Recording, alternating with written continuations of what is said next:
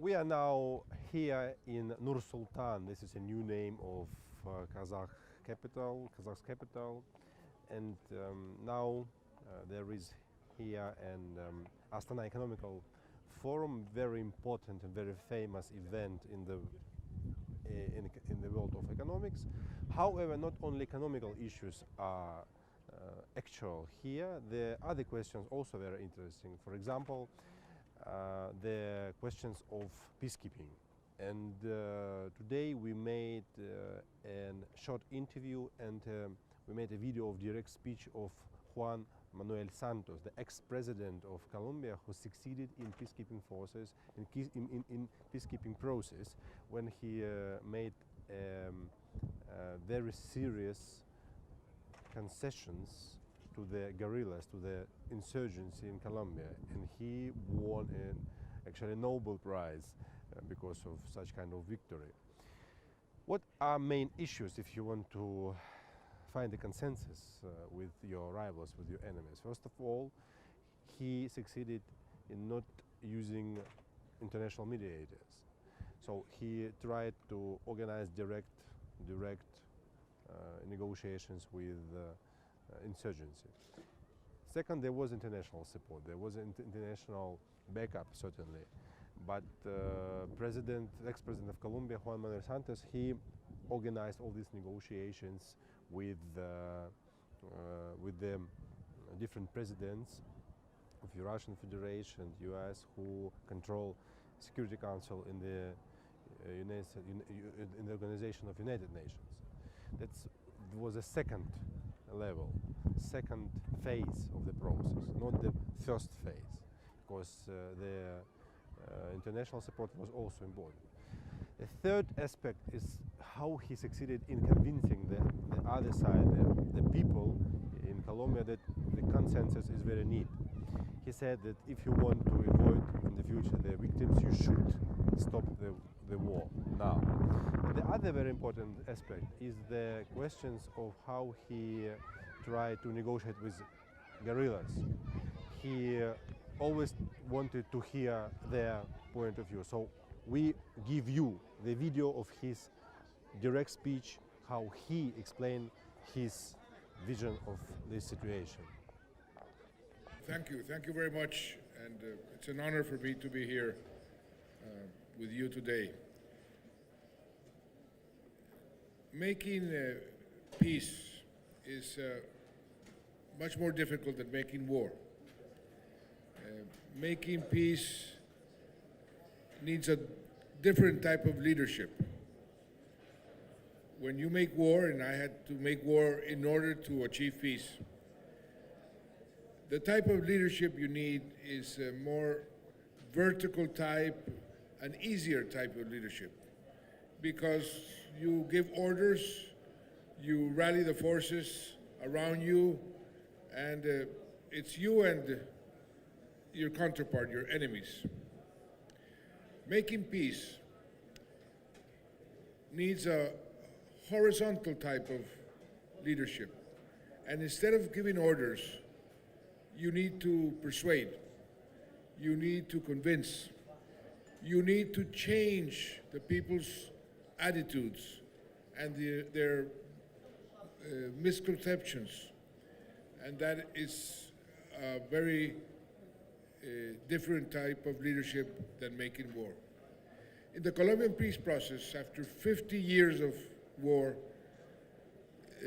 building trust was probably the most important precondition.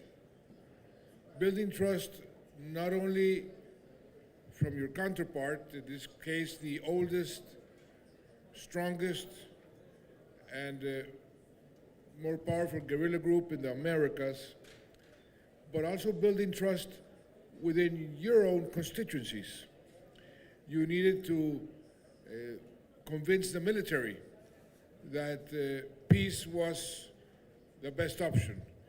You need to convince many people who had always perceived the peace negotiations as a way for the guerrillas to strengthen themselves and to take advantage of the processes to get more political and military support.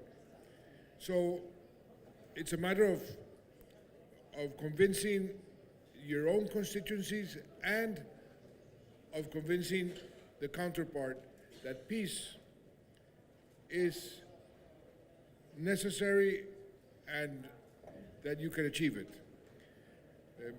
I had many instances where the process almost broke up.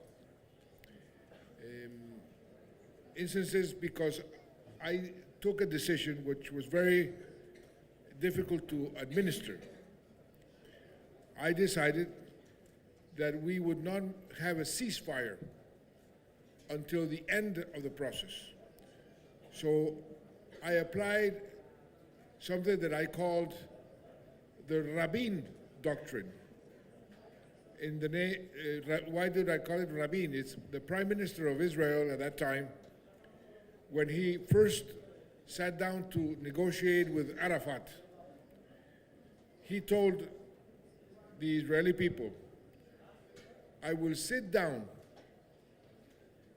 with terrorists to negotiate peace as if there is no terrorism, but I will continue to fight terrorism as if there is no peace process.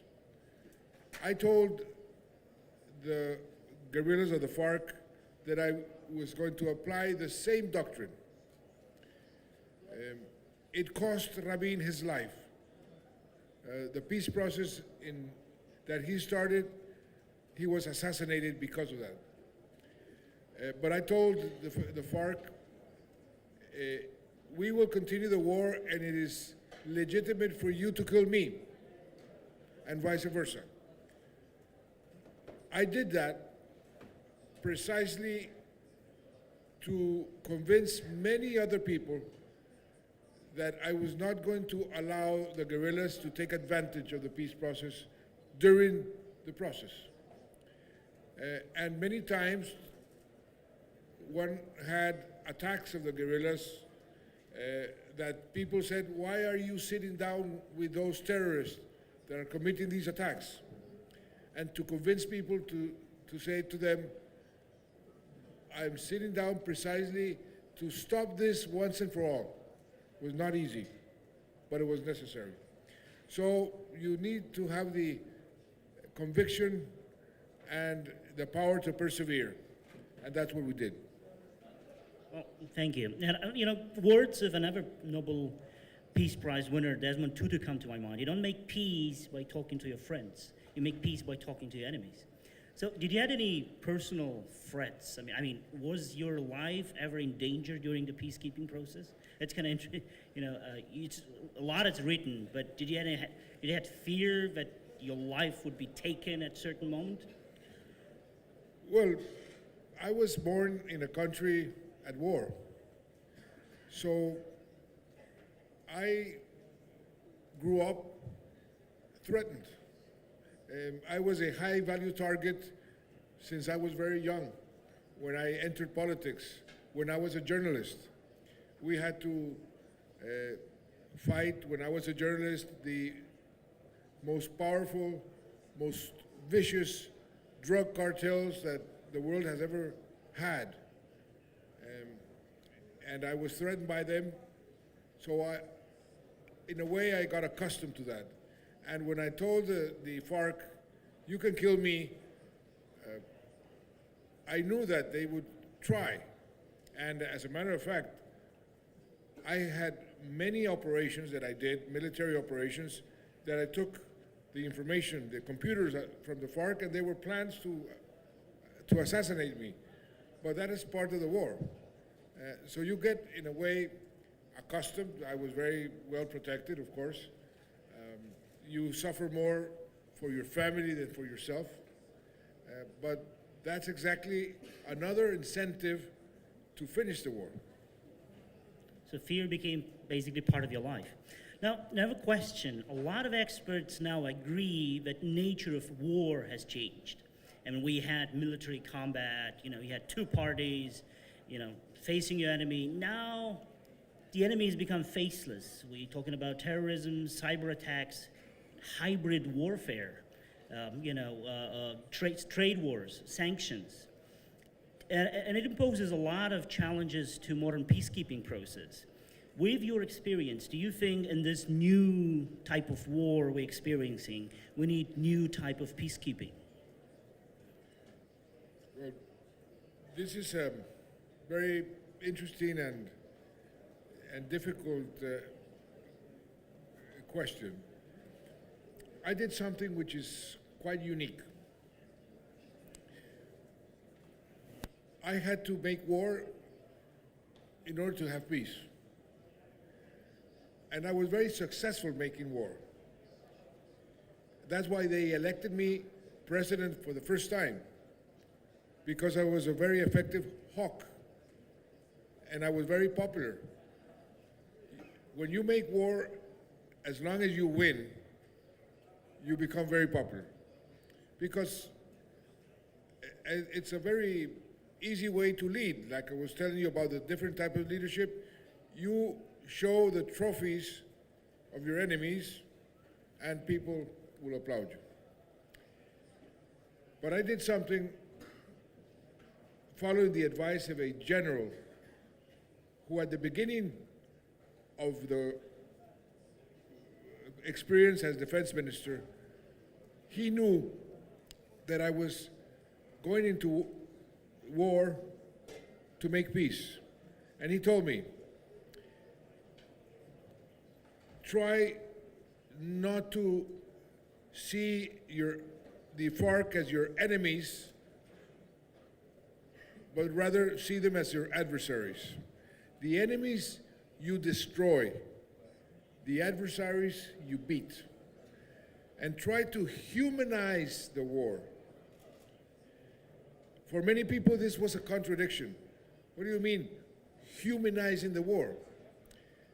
And that was a very interesting process, whereby you give your soldiers and your army more legitimacy when you tell them respect the human rights, not only of the people, of the communities, but also of your adversaries, of your enemies.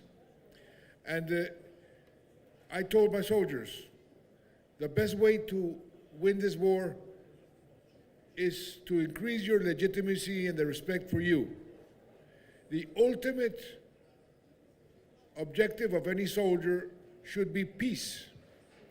And you're going to live with your former enemies or your former adversaries because we are the sons of the same nation.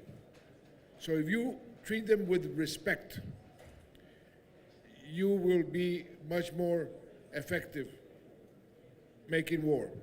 And that is exactly what happened. For example, we did campaigns that in order to convince the guerrillas to demobilize, to give up their arms and reintegrate into society, we went to the fathers and mothers of the guerrillas and asked them to send a message to their sons or daughters. And we put these messages in some light bulbs, and we put it in the rivers, and they went downstream. And during the night, these were bulbs with a light. They were blue lights, and it's called Rivers of Light. It even won an advertising campaign in Cannes. But this was very effective in convincing the guerrillas that it's better to go for peace than continue to be in the war. And the soldiers at the end of the war came to me and said, Mr. President, we had this combat. 5 guerrillas were killed, but 15 were wounded, and we took them already to the hospital. They've been taken care of. This was unheard of 5 or 6 years before. And this, the commanders of the FARC after told me, the way you treated us, this thing that you call humanizing the war, was much more effective for you against me than sending planes and bombing with drones or whatever. So this is an aspect of the Colombian war that I think should be emphasized. Humanizing the war will help the post-conflict. In Colombia, we did not need the United Nations with the blue helmets to go and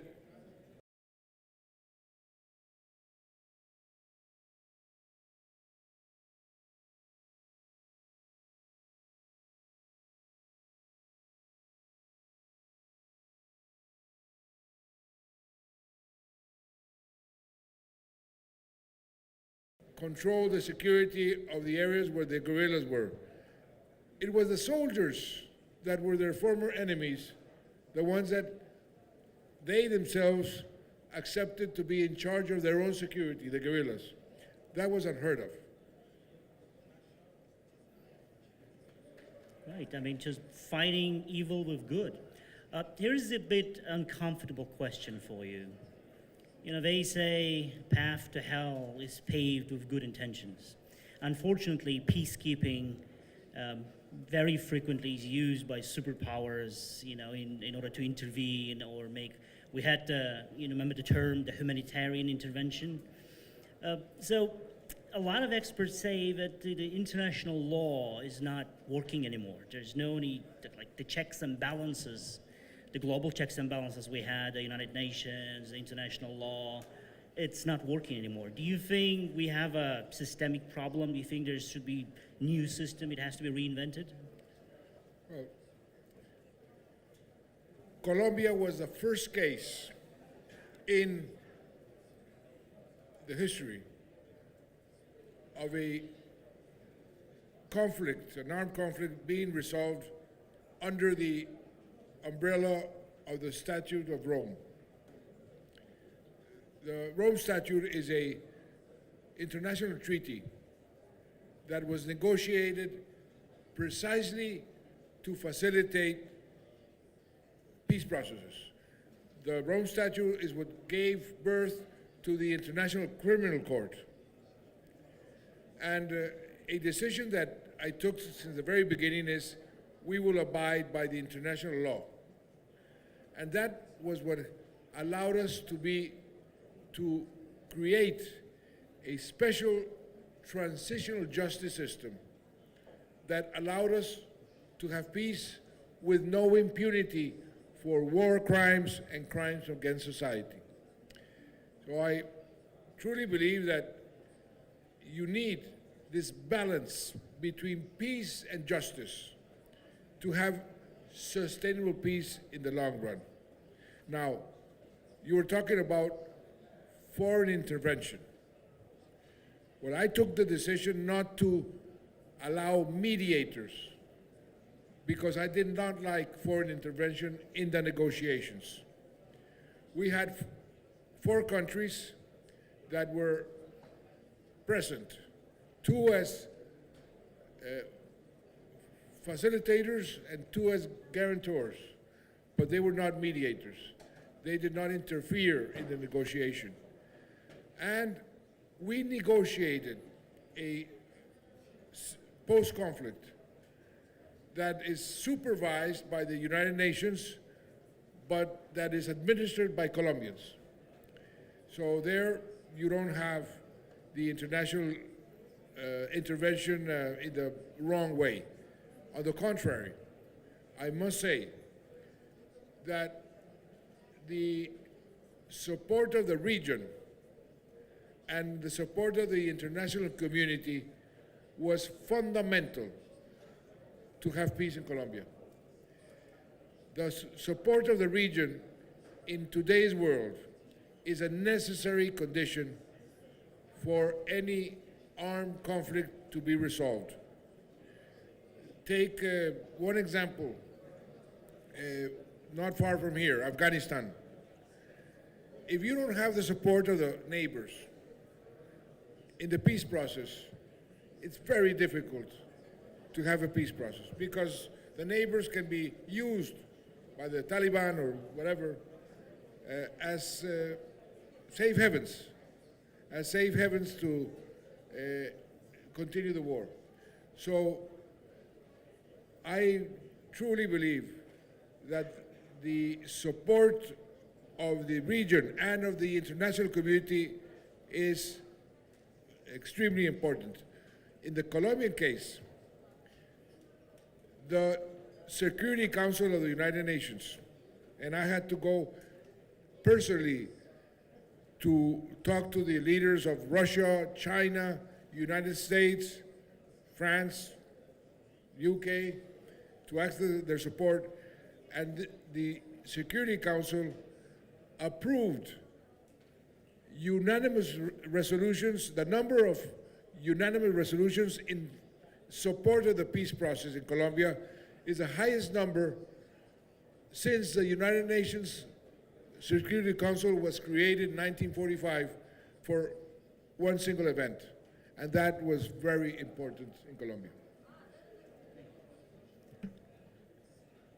Post-war recovery, post-crisis recovery, is as much important as peacekeeping process. I mean, we're seeing a lot of countries, they've overwhelmed the war situation, but then they're not very successful in rebuilding the country.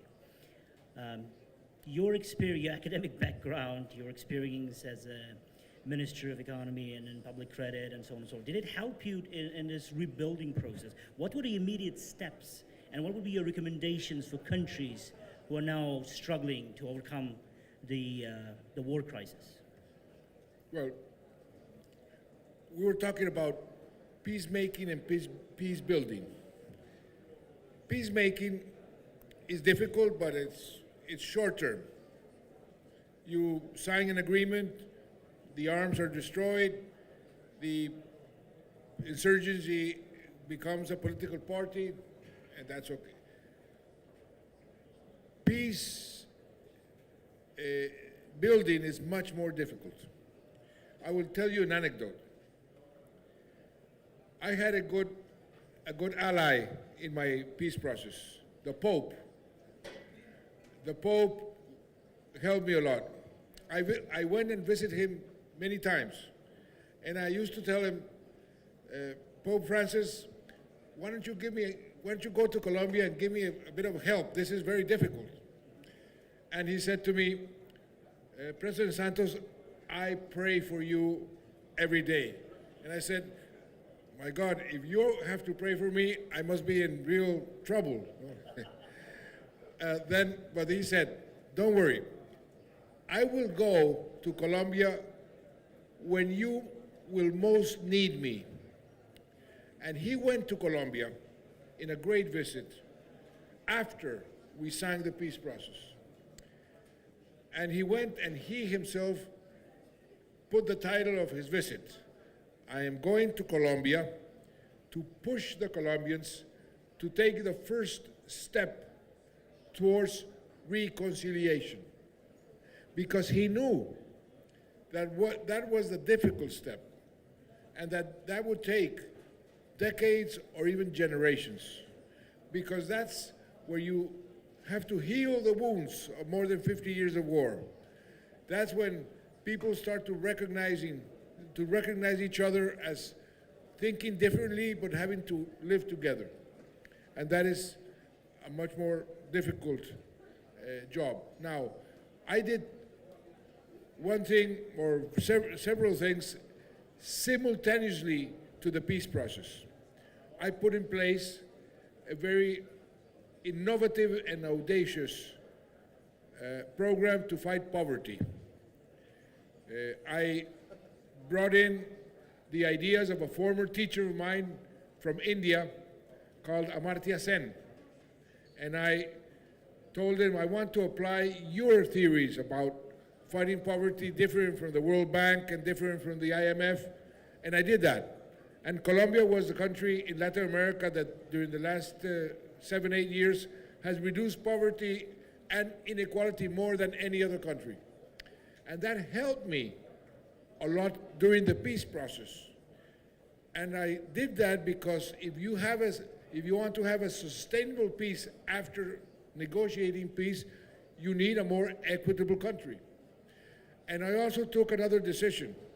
During the war, I decided to give more money in the budget to education than to the military, as a signal of long-term priorities.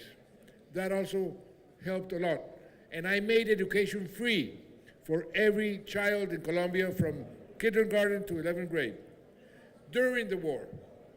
And the signal to the guerrillas of the intentions of this social commitment was also very, very important to be able to achieve peace. Well, unfortunately, we're running out of time, but I do have space for a personal question. You have 3 children, 2 sons, Martin and Esteban, and most beautiful daughter. Do you want them to pursue political career? Or do you, seeing all the dirt and all the evil in politics and war, you want them to become something else, scientists, explorers? You forgot to mention something very, very important now to me. I am a grandfather for the first time. I have a granddaughter, and I am meeting my wife here. I'm flying from this meeting. I'm going to fly to Ethiopia, and she's going to be waiting for me there. First time she separates from her granddaughter, and this has been a big crisis.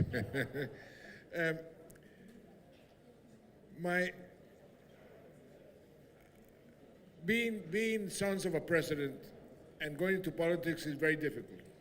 Going into politics is difficult without having to be sons of presidents. If you ask me, I would like my children not to be involved in politics, but at the same time, I must say that we need good politicians. We need people committed, people that are not corrupt, people that are transparent. We need people with high standards in politics. And if they decide to go in politics, I will not restrain them. As a matter of fact, if I tell them not to go, they'll probably go. That's usually what happens with your sons or daughters. But it's difficult. You have to, I say that you have to have a skin like a crocodile. No, the criticism and the difficult situations, you need to know how to handle them, how to sort of use, like the Japanese say, the jujitsu. When you're attacked, the energy you use to then respond with more energy yet. But good politics is what the world needs today. Unfortunately, we have too many bad leaders in the world that are destroying the world. This crazy position of 2 very big important leaders, the US and Brazil, of saying that climate change does not exist, for example. This is suicide. So we need better leaders. One single piece of advice for future generations, for all the young people in this room right now. I just came from the university. Yeah. I told the students, no matter what you do in life, politics or business, or in your day-to-day life, do what is correct, not what is popular. Well, thank you. Thank you, Mr. President.